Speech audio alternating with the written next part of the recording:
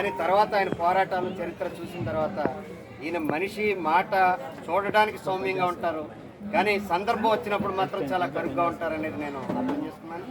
మొన్న వాళ్ళ అబ్బాయి వాళ్ళ కుటుంబంతో మాట్లాడినప్పుడు ఆయన పని ఆయనే చేసుకోవడం అంటే శ్రమ పట్ల గౌరవం అనేది ఇందాక సీతారాం గారు చెప్పారు.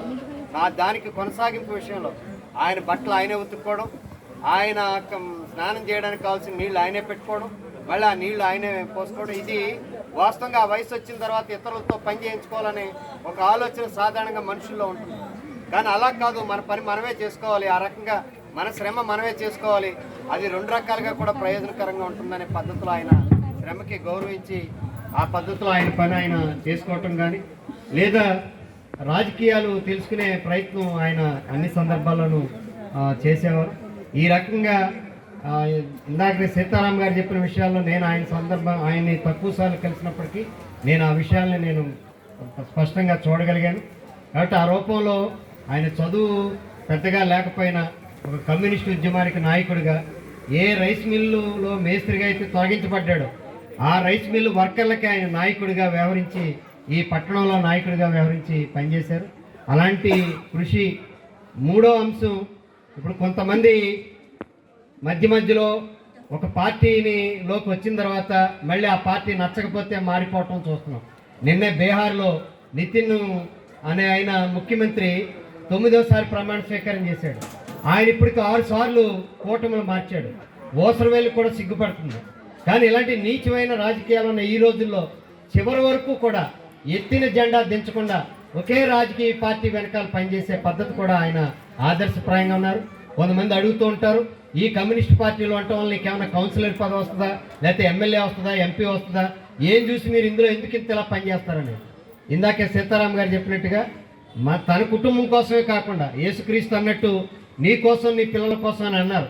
కానీ కమ్యూనిస్టులు మాత్రం నా కోసం నా పిల్లల కోసమే కాదు, నా చుట్టూ ఉన్న యావత్ సమాజం కోసం పనిచేయాలి, ఈ మంచి సమాజం రావాలి, అందరూ విద్య వైద్యం అన్ని అవకాశాలు, తిండి బట్ట వస్తే అన్ని సదుపాయాలు అందరికీ దక్కాలి, ఈ భూమి మీద పుట్టినటువంటి మనుషులు శ్రమ పడుతున్నప్పటికీ వాళ్ళకి తగిన ఫలితం దక్కట్లేదు. వేదిక మీద ఉన్న సీతారాం గారు, ఇతర నాయకులు, ఈ సంస్మరణిక సభకి హాజరైన కామ్రేడ్స్, ప్రకాశ్రావు గారి కుటుంబ సభ్యులు, బంధుమిత్రులు అందరికీ కూడా ముందుగా హృదయపూర్వకమైన నమస్కారాలు తెలియజేస్తున్నాను. ముందు మాట్లాడిన సోమయ్య గారు, సీతారాం గారు, సూర్యప్రకాశ్రావు గారి జీవితానికి సంబంధించినటువంటి విషయాల్ని అన్ని కోణాల నుంచి మాట్లాడారు. అవన్నీ మాట్లాడటం భావ్యం కాదు, సమయం కూడా ఎక్కువ అవుతుంది. నేను ఒకే ఒక్క విషయం చెప్పి ముగిస్తాను. ప్రకాశ్రావు గారు చాలా విలువైనటువంటి నాయకులు కమ్యూనిస్ట్ ఉద్యమానికి, ప్రజా ఉద్యమానికి. సాధారణ కార్మికుడి నుంచి ఒక ప్రజా ఉద్యమ నాయకుడిగా, కార్మికోద్యమ నాయకుడిగా ఎదగటం, ఉత్తమ కమ్యూనిస్టుగా తన ప్రస్థానాన్ని కొనసాగించటం, ఆదర్శవంతమైనటువంటి జీవితాన్ని గడపటం, అందరి యొక్క మన్ననల్ని పొందటం, ఇవన్నీ మట్టి నుంచి మాణిక్యాల్ని కమ్యూనిస్టు ఉద్యమం మాత్రమే సృష్టించగలుగుతుంది.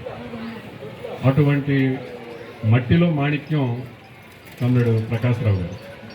నేను ఒక్క విషయం చెప్పి ముగిస్తాను, ఎందుకంటే సీతారాం గారు అనేక కోణాల నుంచి ఆ విషయాలన్నీ కూడా విశ్లేషించారు.